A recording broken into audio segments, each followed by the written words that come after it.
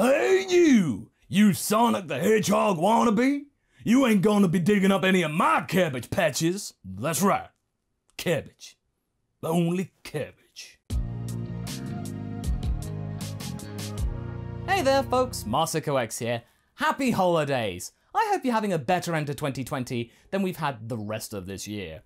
We also hope that you've been enjoying our mainline What If Holiday Special series that's been going on the channel this month about Videl becoming a Z-Fighter, a playlist you can find right here if you are interested in catching up. However, that's not the main holiday special. I've got something even more great for you. Today, as well as Christmas Day, I thought I'd do something special for a two-parter. It's so endearing and so in keeping with the holiday spirit that it would be an absolute disservice to make it an April Fool. Come on, I can't keep you folks waiting that long. This deserves the warm, toasty aura of the season.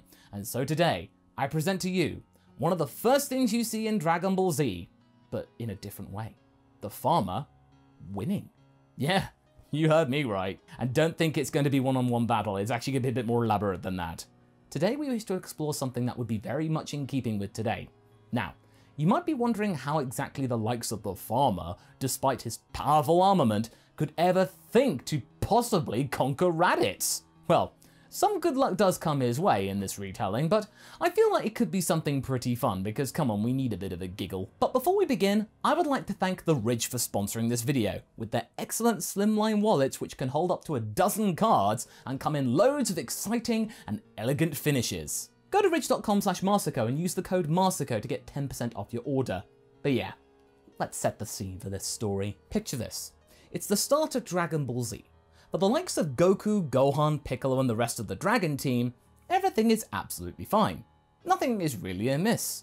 Earth is peaceful, and has been for quite a long time. That is, and say it with me folks, until Raditz shows up! In the green lands of Spinach Wastes, a mysterious spaceship has started to make its way into the planet's atmosphere. With an almighty crash and explosion, the pod slams into the dirt and decimates a huge swathe of the farmland of one particular farmer that we know about. He is shaken by the shockwaves and gets into his Chevrolet pickup truck, and Toriyama was wanting to make that very clear, it was a Chevrolet, and make his way to the site. He had just been pitching hay for his animals and was concerned that some of his precious ostriches might have been hurt. Also, that thing could have been an alien. When he got there, the crater was immense. It must have been so big that it could have held at least a couple of dozen copies of his truck with room for more. He looked very nervous, understandably so. What kind of craft could have survived that sort of an impact? He gripped his shotgun tightly and nervously awaited for signs of movement. It came.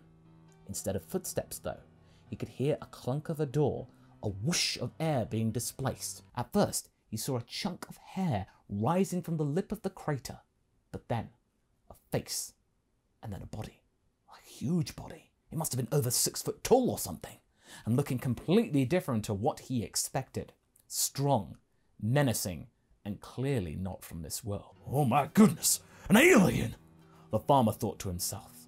He saw the creature land on the grass and slowly make his way, perambulating towards him, its eyes fixed on his target. No time to run now. Without pause, the farmer grabbed his weapon and pointed it towards the being. Stay back! I will shoot! I ain't afraid to use this! The alien stopped and looked at the weapon before tapping the side of his head. A chorus of beeps echoed through the air, and then a static clunk.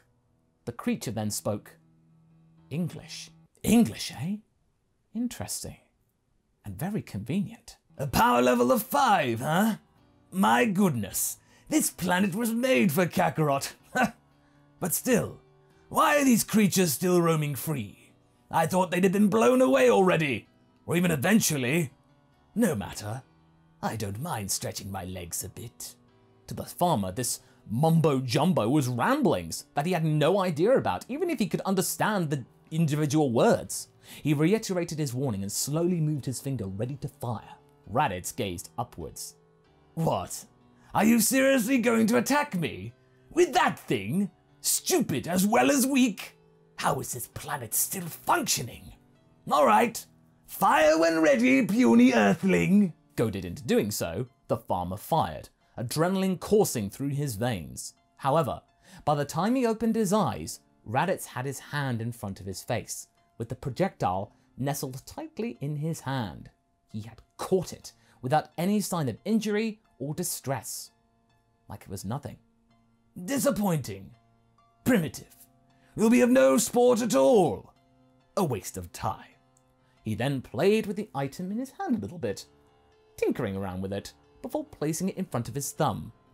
What? What are you doing? Raditz then flicked the bullet and it flew back towards the farmer. But this is where things change, people. In this particular timeline, the farmer had just about enough time and adrenaline in his veins to grab the butt of his weapon and frantically use it like a baseball bat, fighting for his life. He flung it in the direction of the bullet and it collided, ricocheting the pellet at great speed away from him. The farmer wasn't sure where exactly it went, and nor did Raditz, but he didn't care about that. As far as he was concerned, it had flown off somewhere. The Saiyan then decided to play with his food a little bit and make this fool quiver some more. That was a brave but ultimately foolish move, Earthling. All you've done is prolong your suffering, but I'm feeling generous. I will not kill you. Yet. I'm enjoying your expression of horror far too much to let you go now. The farmer had no answer to this, but he needn't have worried. He fired his gun again, and this time it was enough to stun Raditz. Not through it hitting, it bounced off his armor with no damage at all, of course, but it was enough to distract him, angering Raditz. What is wrong with your tiny little mind? You're in no position to fight back. Accept your fate, human. The farmer was scared out of his mind, but speaking of mind, Raditz had paid no mind at all to that first bullet. It had been sent careening into the distance and then boink, hitting the gate of his ostrich pen, breaking the lock to it, and it swung open, sending about several hundred, maybe a couple of thousand ostriches scurrying out of their patch and rushing away out of fear towards Raditz. Think the wildebeest scene from The Lion King. Raditz heard the hubbub and stamping and spotted the huge crowd of ostriches running towards him, but he didn't care about that. The farmer curled up into a ball instinctively, knowing that this happened before this stampede, with the collection of fowl rushing the pair, with Raditz casually just stepping out of the way of each bird, taking a pot shot or two along the way. However, the farmer used this time to use the element of surprise. He took the gun he had been using and crawled towards Raditz, who was acting like a sort of shield from the Iverian onslaught. With a rapid movement, thinking he wouldn't get a chance like this again, he reloaded his weapon and fired straight up at Raditz's head. This time, it did some damage. Raditz hadn't expected that he would fire a third time, and as we saw with Super, even if Goku's guard is down, bullets can still hurt, and the pellet collided with Raditz's temple and sent him off balance and into the stampede, as well as a small boulder, many of which littered the prairie. A massive bump to the head, it knocked out the Saiyan. Now using Raditz's motionless body as cover, the farmer slunk over and hid until the birds had all fled to the other side of the farm. When the dust cleared, the farmer got up and noticed that the thing's machine had cracked, and the thing itself was bleeding from nearby on his temple. Despite the fact this creature meant to harm him, he just couldn't leave it here to die. He dragged the heavy being to his truck, it taking a long time to do so, before transporting it back to the farm. On his way back, he looked to his shotgun, it looking quite beaten up and in need of repair. He patted it though. Baby, you just done saved my life. In the barn, the farmer backed his truck and dragged Raditz to a pile of hay and left him there to get some more bandages. By the time he got back, the being had awoken, dazed and confused. He wasn't afraid exactly of his surroundings, but he was definitely uncertain. He spotted the farmer, and the farmer flinched. What? What is this? Where am I? Who are you? The farmer rolled his eyes. Talk about cliched questions from aliens. He could immediately tell that the aura of this being, though, had changed considerably. He wasn't as afraid of this guy. He didn't look menacing anymore either. Instead, he looked like a fish out of water or a lost child. Well, all I can say is that you certainly caused a lot of trouble for me, alien. Alien? Me? Raditz looked at his hands and was bewildered. He didn't look alien to the person talking to him. What's your name, alien? Name? I don't know. Don't know, huh? Well, how could you? The farmer paused. Of course. The alien must have had a bout of amnesia from the bullet and then hitting the floor in that boulder at great speed. The combined force of all of that, plus his obvious huge weight, must have made him forgot his malicious intent. Oh, lucky. In time, Raditz started to acclimatize to the farm. It had become clear that this amnesia wasn't short-term, and much like his brother had displayed, his mindset had completely changed. Brother and brother. He was a very good-natured and now amiable fellow with a kind heart. Everything malicious that the farmer had seen when he arrived had been completely extinguished. Not only that, but this being was freakishly strong. Like, he could carry a whole tree back to the farm to chop into firewood kinda strong. And these trees weren't small. The farmer's wife also liked having young blood around the house after their eldest son had fled for the city years ago for something more exciting. It had been too quiet around here. Damn city slickers lured our boy away with their garish lights and fast living. He doesn't even call to tell us he's all right. How dare he, the little scoundrel? Raditz looked sad to hear this. But I don't understand that. I like it here. I don't know why, but deep down to me, it feels peaceful. Like my body feels like it needs this relaxation. He smiles to his adopted mother, and she smiles back. I like you, boy. Speaking of, he needed a name since he couldn't remember his current one. The farmer one day, having repaired his shotgun, landed on the name Trigger, for obvious reasons. Trigger. Trigger liked this name. It sounded cool. The young man grew to like this word more and more as the days wore on. It was simple, but satisfying. However, one day, he began to unknowingly draw attention to himself. Keen to test his powers, Trigger, now sporting a fetching pair of dungarees and flannel shirts, just like his pa, was exploring the limits of his power. He knew he could lift things with ease and never tired from all the work he was doing, but his dad said that he could fly too. He tested this out by concentrating deeply, and sure enough, it just came to him like his body knew what to do. He was hovering just a few inches above the ground. It was like his body just got it. Innate ability even. Trigger started to fly around at great speed, getting faster and faster as he gained confidence. He then laughed out loud with joy. This freedom, this supernatural talent. But in the distance, his energy had been sensed. Goku, back at Mount Pausa with Gohan and Chi-Chi, suddenly felt this strange power. They'd just got back from Kame House and had a really good time introducing Gohan to his friends. But then, he sensed this power and it made him nervous. Where had this strange power come from? He asked Chi-Chi to make sure Gohan didn't go anywhere until he came back and flew with the magic cloud to the location of the power. As Goku sped to the location, he got a more detailed read of this person. This power was incredible, stronger than him and anyone he knew, even King Piccolo. It was sort of similar to that blip he felt a couple of weeks back, but he put that aside as it suddenly had disappeared again. But now though, this was definitely not something to ignore. It could have been bad. When he arrived, he spotted Trigger flying around doing loop-de-loops, laughing his head off like he was enjoying himself, not causing any harm, but it still needed to be addressed. Goku flew over to him and shouted at him to stop. Trigger stopped and was awkwardly hovering in place. Again, he's not used to it. Before then falling to earth and collapsing in a heap. Goku blinked. Was he for real? Did that just happen? He hovered down to the surface like a pro and spotted the being gingerly getting up, rubbing his butt. You okay there? Asked Goku. Trigger gazed at Goku and nodded. Yeah, kinda had a bumpy landing there.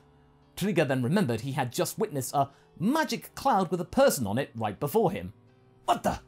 Wait, what was that cloud thing? Goku then remembered Nimbus and explained who he was and asked Trigger what he was doing here and where he came from. That's the thing, I don't know. I remember a splitting headache a while back, and after that, not much. Until that farmer there nursed me back to health. Farmer? Are you a farmer as well? I guess so, seeing as I do chores for them, and I live on a farm, so yeah, Whoa. How can a farmer like you have this big power? Trigger was baffled.